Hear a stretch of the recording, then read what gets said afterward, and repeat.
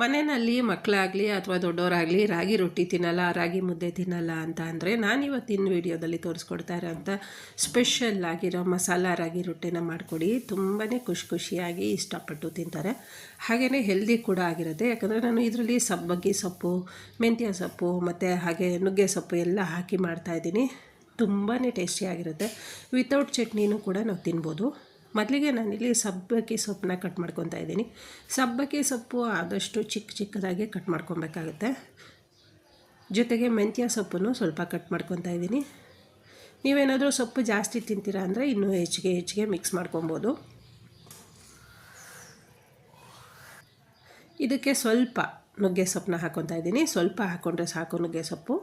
ಇವಾಗ ಈ 3 ಸೊಪ್ಪನ್ನ ಒಂದು ಪಾತ್ರೆಯಲ್ಲಿ ಹಾಕ್ಕೊಂಡು ತೊಳ್ಕೊಬೇಕಾಗುತ್ತೆ. ಚೆನ್ನಾಗಿ ತೊಳ್ಕೊಳ್ಳಿ. ಯಾಕಂದರೆ ಸಬ್ಬಕ್ಕಿ ಸೊಪ್ಪಿನಲ್ಲಿ ಆದಷ್ಟು ಮಣ್ಣು ಜಾಸ್ತಿ ಇರುತ್ತೆ. ಹಾಗಾಗಿ 3 ಸಲನಾದರೂ ನೀರಲ್ಲಿ ಹಾಕಿ ತೊಳಿಬೇಕು. ತೊಳೆದಿರೋ ಅಂಥ ಸೊಪ್ಪನ್ನ ಒಂದು ತಟ್ಟೆಯಲ್ಲಿ ಹಾಕಿ ಸಪ್ರೇಟಾಗಿ ಇಟ್ಕೊತಾ ಇದ್ದೀನಿ. ಈಗ ಸ್ಟವ್ ಮೇಲೆ ಒಂದು ಪಾತ್ರೆಗೆ ಸ್ವಲ್ಪ ನೀರನ್ನ ಇಟ್ಕೊಂಡು ರಾಗಿ ಹಿಟ್ಟನ್ನು ಹಾಕ್ಕೊತಾ ಇದ್ದೀನಿ. ರಾಗಿ ಹಿಟ್ಟು ಹಾಕಾದ್ಮೇಲೆ ರಾಗಿ ಹಿಟ್ಟು ಉಕ್ಕು ಬರುತ್ತೆ ನೋಡಿ, ಸ್ವಲ್ಪ ಹಾಕ್ಕೊಂಡ್ರೆ ಸಾಕು. ಆ ಉಕ್ಕು ಬರೋ ಟೈಮಲ್ಲಿ ಕಟ್ ಮಾಡ್ಕೊಂಡಿರೋಂಥ ಚಿಕ್ಕ ಈರುಳ್ಳಿನ ಹಾಕ್ಕೊಂಡಿದ್ದೀನಿ. ಜೊತೆಗೆ 4 ಹಸಿರು ಮೆಣಸಿನ್ಕಾಯಿ, ಜೀರಿಗೆ ಪುಡಿ 1 ಸ್ಪೂನಷ್ಟು, ಜೀರಿಗೆ ಪುಡಿ ಅಲ್ಲ ಜೀರಿಗೆನೇ ಹಾಕ್ಕೊಳ್ಳಿ, ಅಥವಾ ನೀವು ಪುಡಿ ಹಾಕ್ಕೊಂಡ್ರೂ ನಡೆಯುತ್ತೆ. 1 ಸ್ಪೂನಷ್ಟು ಧನಿಯಾ ಪೌಡರು, ಚಿಲ್ಲಿ ಪೌಡರು 2 ಸ್ಪೂನಷ್ಟು, ನಾನು ದೊಡ್ಡ ಸ್ಪೂನಲ್ಲಿ ಹಾಕ್ಕೊತಾ ಇದ್ದೀನಿ. ಕಾಯಿ ತುರಿ ಅರ್ಧ ಬೌಲು, ಕಟ್ ಮಾಡ್ಕೊಂಡಿರೋ ಅಂಥ ಸೊಪ್ಪನ್ನ ಮಿಕ್ಸ್ ಮಾಡ್ಕೊಬೇಕು. ನೀವು ಈ ಥರ ಒಂದು ಸಲ ಟ್ರೈ ಮಾಡಿ ನೋಡಿ. ಯಾಕಂದರೆ ಸೊಪ್ಪು ಅಷ್ಟು ಕೈಗೆ ಸಿಕ್ಕಲ್ಲ, ತುಂಬಾ ರುಚಿಯಾಗಿರುತ್ತೆ. ನಾವು ಸಾಗು ಇಲ್ಲದೇ ಕೂಡ ಹಾಗೆ ಡೈರೆಕ್ಟಾಗಿ ತಿನ್ಬೋದು. ಸೊಪ್ಪು ಹಾಕಾದ್ಮೇಲೆ 1 ಕುದಿ ಬರೋ ತನಕ ಬಿಟ್ಟು, 1 ಸಣ್ಣ ಕುದಿ ಬಂದಮೇಲೆ ರಾಗಿ ಹಿಟ್ಟನ್ನ ಮಿಕ್ಸ್ ಮಾಡ್ಕೋಬೇಕಾಗುತ್ತೆ. ರಾಗಿ ಹಿಟ್ಟು ಎಷ್ಟು ಮಿಕ್ಸ್ ಮಾಡ್ಕೊತೀರಾ ಅಂದರೆ ನೀವು ಮುದ್ದೆ ಹದಕ್ಕೆ ಬರುತ್ತಲ್ವ ಅಷ್ಟು ಮಿಕ್ಸ್ ಮಾಡಿಕೊಂಡ್ರೆ ಸಾಕು. ಜೊತೆಗೆ ನಾನಿಲ್ಲಿ ಅರ್ಧ ಬೌಲ್ನಷ್ಟು ಮೀಡಿಯಮ್ ರವೆನ ಮಿಕ್ಸ್ ಮಾಡ್ಕೊತಾ ಇದ್ದೀನಿ. ರವೆ ಆಪ್ಷನಲ್ಲು, ರವೆ ಹಾಕದೇ ಇದ್ರೂ ಚೆನ್ನಾಗಿ ಬರುತ್ತೆ ರೊಟ್ಟಿ. ರವೆ ಮತ್ತು ರಾಗಿ ಹಿಟ್ಟನ್ನು ಹಾಕಾದ್ಮೇಲೆ ನಾನು ತೋರಿಸ್ತಿದ್ದೀನಲ್ವ ಆ ಥರ ಒಂದು 3-4 ಕಡೆ ಮಾಡಿ ಒಂದು 4 ನಿಮಿಷನಾದರೂ ಹಾಗೆ ಸಣ್ಣ ಉರಿನಲ್ಲಿ ಬೇಯಕ್ಕೆ ಬಿಡಬೇಕಾಗತ್ತೆ. ನೋಡಿ 4 ನಿಮಿಷ ಆದಮೇಲೆ ಇವಾಗ ನಾನು ಮುದ್ದೆ ಥರ ತಿರುಗಿಸ್ಕೊತಾ ಇದ್ದೀನಿ. ಗಂಟುಗಳು ಬರ್ದಿರೋ ಥರ ನೀಟಾಗಿ ಮಿಕ್ಸ್ ಮಾಡ್ಕೊಬೇಕು, ಅಂದರೆ ತಿರುಗಿಸ್ಕೊಬೇಕು. ಯಾರಾದರೂ ರೊಟ್ಟಿ ಮಾಡಬೇಕು ಅಂದರೆ ಅಯ್ಯೋ ಕಲಿಸ್ಬೇಕಪ್ಪ ಬೇಜಾರು ಅಂದರೆ ಈ ಥರ ಮಾಡ್ಕೊಳ್ಳಿ. ತೆಳ್ಳಗಿದೆ ಅನ್ನಿಸ್ತು ಸ್ವಲ್ಪ, ಅದಕ್ಕೆ ನಾನು ಮತ್ತೆ ಇನ್ನೊಂದು ಸ್ವಲ್ಪ ರಾಗಿ ಹಿಟ್ಟನ್ನ ಹಾಕ್ಕೊಂಡು ಮಿಕ್ಸ್ ಮಾಡಿಕೊಂಡು ತಿರುಗಿಸ್ಕೊತಾ ಇದ್ದೀನಿ. ನೀವು ರೊಟ್ಟಿ ಅಥವಾ ರಾಗಿ ರೊಟ್ಟಿ ಮಾಡಬೇಕು ಅಂದರೆ ಕಲ್ಸಕ್ಕೆ ತೊಂದರೆ ಪಡ್ತೀರಾ ಅಲ್ವಾ, ಅದಕ್ಕೋಸ್ಕರ ಈ ವಿಧಾನದಲ್ಲಿ ಮಾಡಿ. ತುಂಬಾ ಸಿಂಪಲ್ಲಾಗಿರುತ್ತೆ ಮತ್ತು ರುಚಿಯಾಗಿರುತ್ತೆ. ಸಬ್ಬಕ್ಕಿ ಸೊಪ್ಪು ಮೆಂತ್ಯ ಸೊಪ್ಪು ಆಗಿರೋದ್ರಿಂದ ತುಂಬಾ ಹೆಲ್ದಿ ಕೂಡ ಆಗಿರುತ್ತೆ. ನಾನು ತೋರಿಸ್ತಿದ್ದೀನಲ್ವ ಆ ಥರ ಚೆನ್ನಾಗಿ ಹೊಂದಿಸ್ಕೊಬೇಕು ಹಿಟ್ಟು ಹೊಂದಿಸ್ಕೊಂಡಾಗಿದ್ದು ರೆಡಿಯಾಗಿದೆ.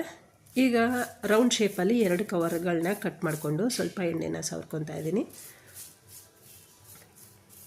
2 ಕವರ್ಗೂ ಎಣ್ಣೆನ ಸವರ್ಕೊಬೇಕು, ಒಂದು ಸೈಡಿಗೆ ಮಾತ್ರ. ಇವಾಗ ನಿಮಗೆ ರೊಟ್ಟಿ ಯಾವ ಸೈಜಿಗೆ ಬೇಕೋ ಆ ಸೈಜಲ್ಲಿ ಹಿಟ್ಟನ್ನು ತೊಗೊಂಡು ಉಂಡೆಗಳನ್ನ ಮಾಡ್ಕೊಳ್ಳಿ. ನೀವು ಕೈಲಾದರೂ ಮಾಡ್ಕೊಬೋದು ಉಂಡೆನ, ಅಥವಾ ಈ ಥರ ನಾನು ತೋರಿಸ್ತಿದ್ದೀನಲ್ವ ಕವರಲ್ಲಿ ಆ ಥರನಾದರೂ ಮಾಡ್ಕೊಬೋದು ನೀಟಾಗಿ. ನೋಡಿ ಎಷ್ಟು ನೈಸು ಉಂಡೆಗಳು ಬರುತ್ತೆ ಅಲ್ವಾ. ಇಲ್ಲಾಂದರೆ ಕೈಯಲ್ಲಿ ನಾನು ಈ ಥರ ತೋರಿಸ್ತಿದ್ದೇನಲ್ವ ಈ ಥರ ನೀಟಾಗಿ ಮಾಡ್ಕೊಳ್ಳಿ. ತುಂಬಾ ನೈಸಾಗಿ ಬಂದಿದೆ. ಇವಾಗ ಇಷ್ಟಿಷ್ಟು ದಪ್ಪ ಉಂಡೆಗಳನ್ನ ಮಾಡಿಕೊಂಡು ರೊಟ್ಟಿ ಥರ ನೀವು ಲಟ್ಟಿಸ್ಕೊಬೇಕಾಗುತ್ತೆ. ರೊಟ್ಟಿ ಸಾಮಾನ್ಯವಾಗಿ ಕೈಯಲ್ಲಿ ತಟ್ಟುತ್ತಾರಲ್ವ ಅವ್ರಿಗೆ ಈ ಥರ ಮಾಡಿಕೊಂಡ್ರೆ ತುಂಬ ಈಸಿ. ಯಾಕಂದರೆ ಅವ್ರಿಗೆ ತಟ್ಟಿ ಅಭ್ಯಾಸ ಆಗಿರುತ್ತಲ್ವ, ಹಾಗಾಗಿ ಮೇಲ್ಗಡೆ ಇನ್ನೊಂದು ಕವರ್ಗಳನ್ನ ಹಾಕ್ಕೊಂಡು ರೊಟ್ಟಿ ಥರ ನೀಟಾಗಿ ತಟ್ಕೊಬೇಕಾಗತ್ತೆ. ತುಂಬಾ ಈಸಿಯಾಗಿ ಬರುತ್ತೆ. ನೀವೊಂದು ಸಲ ಟ್ರೈ ಮಾಡಿ ಈ ಥರ ರೊಟ್ಟಿ ತಟ್ಟೋದಂತೂ. ಯಾಕಂದರೆ ನಾವು ಮುದ್ದೆ ಥರ ಮಾಡಿರೋದ್ರಿಂದ ಗಟ್ಟಿಯಾಗೂ ಬರಲ್ಲ, ಸ್ಮೂತಾಗಿ ಬರುತ್ತೆ ರೊಟ್ಟಿ. ಬಿಸಿಲಿ ತುಪ್ಪ ಅಥವಾ ಚಟ್ನಿನಲ್ಲಿ ತಿಂತಾಯಿದ್ರೆ ತುಂಬ ಟೇಸ್ಟಿಯಾಗಿರುತ್ತೆ. ಇನ್ನೊಂದು ಸಲ ಹಾಕ್ಕೊಂಡು ರೌಂಡ್ ಶೇಪ್ ಮಾಡ್ಕೊಳ್ಳೋಣ. ರೊಟ್ಟಿನ ತಟ್ಟಕ್ಕೆ ಬರಲ್ಲ ಅಂದವರು ಈ ಥರ ಮಾಡ್ಕೊಳ್ಳಿ ಒಂದು ಸಲ, ತುಂಬ ಈಸಿಯಾಗಿ ಬಂದುಬಿಡುತ್ತೆ ನಿಮಗೆ. ಕರೆಕ್ಟಾಗಿ ಬಂದಿದೆ ರೊಟ್ಟಿ ಇವಾಗ. ನೋಡಿ ಎಷ್ಟು ನೀಟಾಗಿ ಬಂದಿದೆ ಅಲ್ವಾ. ಈಗ ಸ್ಟವ್ ಮೇಲೆ ತವಾನ ಇಟ್ಟು ಸ್ವಲ್ಪ ಎಣ್ಣೆನ ಸವರ್ಕೊತಾ ಇದ್ದೀನಿ. ಲಟ್ಟಿಸ್ಕೊಂಡಿರೋಂಥ ರೊಟ್ಟಿನ ಹಾಕ್ಕೊಬೇಕು. ರೊಟ್ಟಿ ಹಾಕಾದ್ಮೇಲೆ 1-2 ನಿಮಿಷ ಆದಮೇಲೆ ಉಲ್ಟಾ ಹಾಕ್ಕೊಬೇಕು. ನೋಡಿ ಕರೆಕ್ಟಾಗಿ ಬಂದಿದೆ.